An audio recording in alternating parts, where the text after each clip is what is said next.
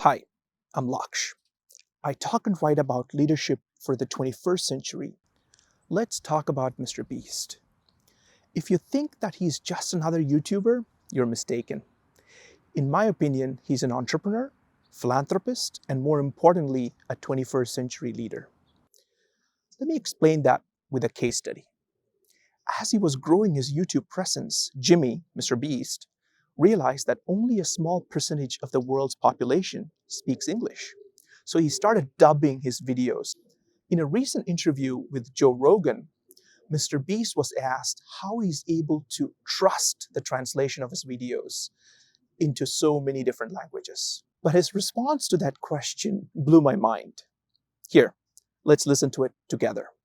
The problem with me is I don't know if someone's going to translate it, if they're going to say exactly what I said. Well, you have quality control. Because I was worried about that as well. I think we take the original transcript and then we have it dubbed. And then after stuff, we have two different people write out. And if it doesn't line up with the original, then there's it's a red flag. And then we look at it. Interesting. Yeah, we built some system where I don't have to worry about that. You see, it is his personal reputation that's at stake here. What does he do? He builds systems. He relies on those systems instead of getting into a situation where he has to blame his people for misrepresenting his words in a different language.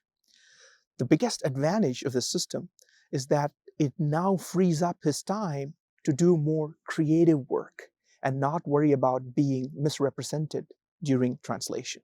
Like how Steve Jobs used to hang out with Sir Johnny Ive, geeking out on products and design. Warren Buffett estimates 80% of his time to be spent on reading. Leaders should be mostly free to think deeply and, more importantly, learn a lot. All right, let's now discuss a case study in the tech world, Amazon. Jeff Bezos built what are called mechanisms at Amazon. A mechanism is a tool or a process where you achieve broad adoption.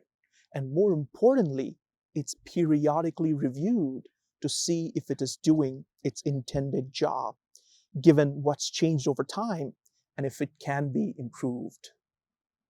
A leader has to build systems that ensure that the organizational focus is on the means of production, means as in means to an end, instead of focusing on the results, or in other words, output variables like profit or revenue. Let's take another example, Steve Jobs. Steve Jobs' best creation was not the Mac, the iPhone, or the iPod. It is Apple. The company is still run the way Steve set it up. How would you describe that? It's still a functional-based company.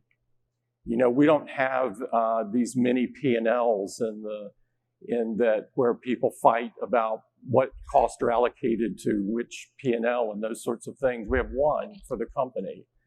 And we have someone that owns software and someone that owns hardware and someone that owns technology and someone that owns design. And it's a great partnership and collaboration. And it was something that he demanded of people, was this idea of collaboration and the idea that small teams could do incredible things together. Mm-hmm. And, he ran a meeting every Monday. Johnny will remember this well, at 9 o'clock. Oh. And no matter where you were in that meeting at 9 o'clock on Monday. And he would get the top people of the company together, and we'd go through everything in the company that was key.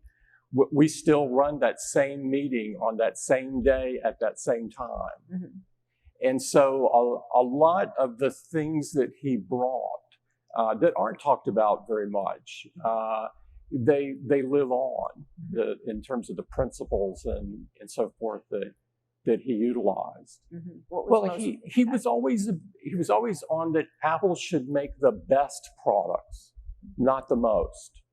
Well, yes. And so that looking at things from that lens changes everything. Mm-hmm. Great leaders take accountability for the design of the design factory. They focus on the system in which all of their employees work. They have a systemic worldview of the corporation. One thing I want to clarify here is I've used the word system kind of in a loose way. It does not mean just repeatable processes or standardized tools. There is so much more to systems thinking that's very, very profound. If you want to learn more about application of systems thinking to leadership, along with other leadership insights from MrBeast, click on that subscribe button. Let's go on this journey together. Until next time, I'll leave you with a thoughtful insight from the systems thinker, Peter Scholtes.